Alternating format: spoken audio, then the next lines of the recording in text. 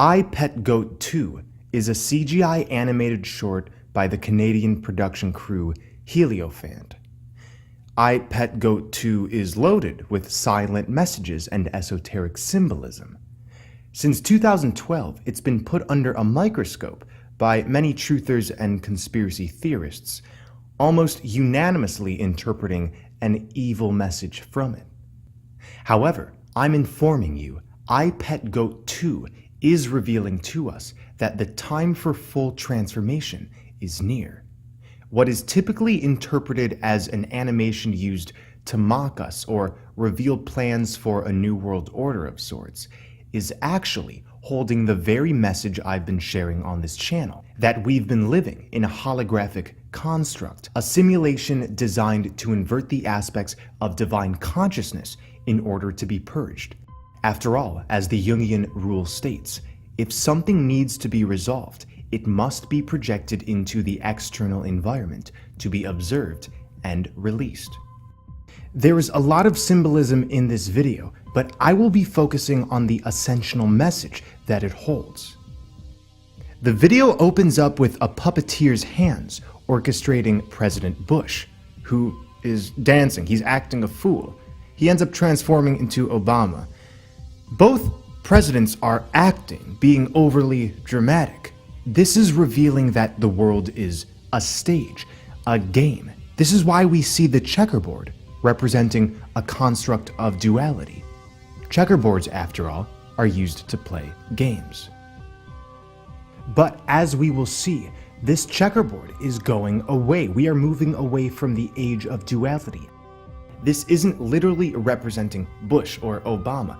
It's just revealing that everything in the mainstream public sphere, politics, culture, entertainment, etc., it's all an orchestration. The next scene shows a little girl holding an apple, which falls onto the checkerboard, splitting in two, and in the center of them grows a lotus flower. The apple, as we discussed in my video, the toroidal app, represents the toroidal field this realm exists within.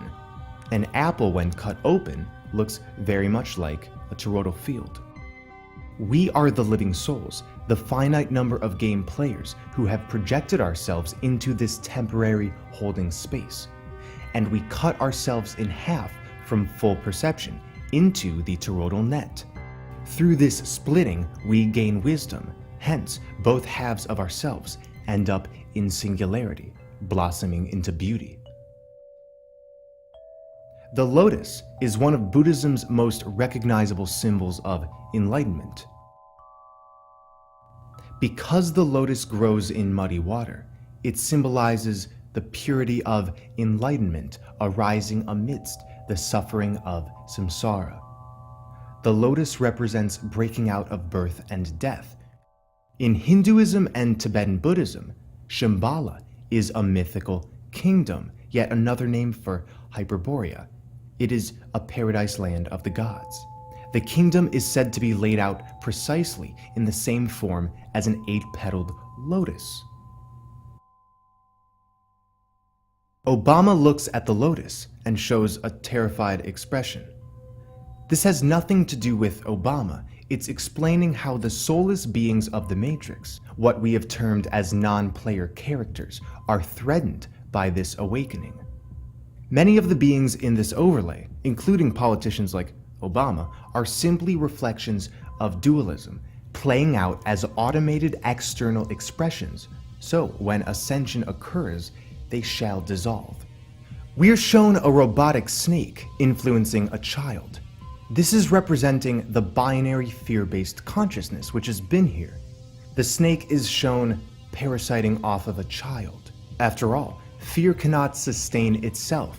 This matrix has been based on scarcity. However, a boat with the head of the Egyptian god Anubis is shown carrying Jesus Christ.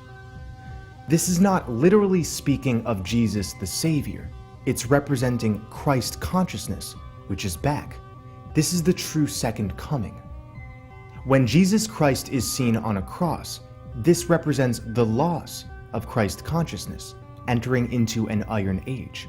However, after the Iron Age, after the Kali Yuga, is Satya Yuga. what we have termed the golden age of expansion. The Christ's heart is on fire. This is placed exactly where the 0 point of the body's toroidal field is. The center of the toroidal field is the microcosmic expression of the macrocosmic center, meaning the activation of the collective heart space coincides with the release of the aurora borealis from the toroidal compression field. In the Egyptian Book of the Dead, it's recorded that after death, the soul would be met by the god Anubis, who would lead it from its final resting place to the Hall of Truth. The soul goes from the Hall of Truth to paradise, from the Egyptian land of Duat to the paradisal field of reeds. Duat is where we are, being very similar to the word dual. The Duat is the Egyptian equivalent of purgatory. What Dante described as purgatory is where we've been, the center being the earthly paradise, or Hyperborea. For an explanation on Dante's purgatory and how it relates to ascension, please visit my video, The Purgatorial Dumping Ground. The Hindu goddess Kali is seen dancing around a fire. Kali is the birth and death mother, and allegorically, she destroys the Kali Yuga. Remember earlier this year how there were many forest fires in California? California was on fire. Amidst the Christ consciousness traversing the Duat and Kali's destructive dancing, we observe crumbling buildings, the destruction of the old paradigm to make way for the new. The whole point of this video is to show that the living souls, those who are endlessly intertwined by the heart space, are rising up from an artificial matrix. We see faceless cloned humans wearing standard work clothes, set up in square formations, having to do with a squared binary consciousness. The Christ consciousness rises above it, dissolving all of the beings. This dissolution is occurring from the center out, just like we've been saying. The 0 point of this realm will unlock the emerald energy, causing singularity, allowing us to cross the metaphorical rainbow bridge. The last scene shows the Christ headed towards the sun. The kingdom of inversion, the purgatorial dumping ground, is crumbling, and off into the sun he rides. In the distance, pyramids are breaking apart, representing the end of hierarchy and master-slave paradigms. We are getting away from the paradigm of better and worse, of above and below. The sun is pulsing, and this reminds many of us of what's been termed as the plasma event, where the sun will emit the final burst of energy which completely transforms this realm. Behind the girl with the apple are 12 beings like the 12 zodiac signs, which orchestrate this overlay like clockwork. The room goes dark, and in the corner, an exit sign is revealed. This is when the apple splits open and the lotus flower grows, because we are exiting this matrix. The girl probably represents Alice from Alice in Wonderland, who represents the goddess Sophia, who broke away from the monad to dive into a wonderland, a reflection of her shadow aspects, as we talked about in the video, The Alice Hologram. A light shines on the abode of an old woman who is locked away in a tower. This represents the release of the goddess of the divine feminine, of Lilith, who is chained. The divine feminine corresponding to the traits of empathy, intuition, compassion, and holistic thinking.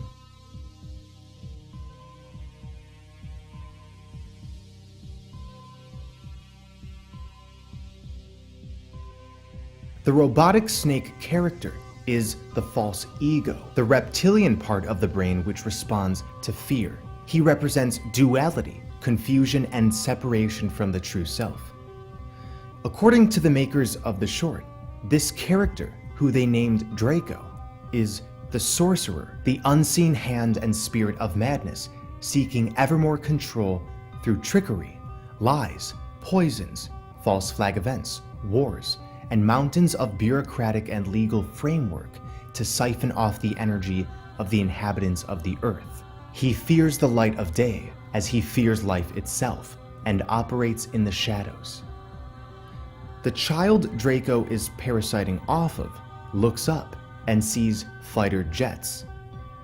Not only do these jets look like the square and compass, but also an aircraft called Aurora. These Aurora fighter jets release bombs. Once the purging process has been completed, the Aurora Borealis will be spreading throughout this plane to deactivate these temporary forms. This represents the power of the Aurora. Its full activation will destroy the old world, making way for the Golden Age. The fire of the heart burns as the age of duality crumbles, freezing all opposing energy as if it never existed. This is what the stoned, horned figure represents. It's the end of the prison construct, which shadows in comparison to the brilliance of the New Age. Crumbling behind the Christ is Notre Dame Cathedral. A few months ago, I came out with a video on the Notre Dame fires and how they were an encoded message that the time is near to return back home, back north. This is one of the last overt signs we've been given. Our Lady at the North is on fire. Like the fire emitted from the Christ's feet, we jumped into this cauldron. We thought this whole time it was burning us, but it was actually burning away that which we do not require, so we can return to the Emerald Throne, the motherland. The Aurora dances and glows with such radiance because the heart space holds the key to all of creation. Does anything compare to the Aurora Borealis? Does anything dance like it, glow with such brilliance? Thank you so much for watching. Take care, everybody.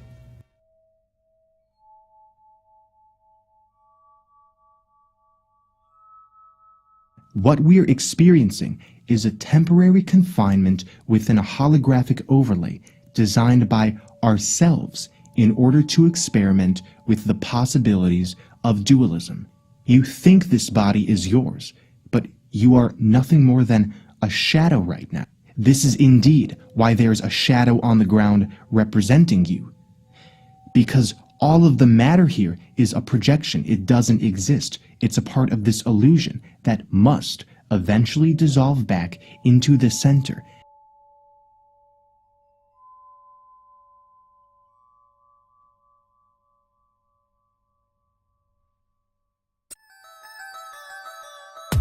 We've been waiting for a ghost to show us a new face. This is not functional.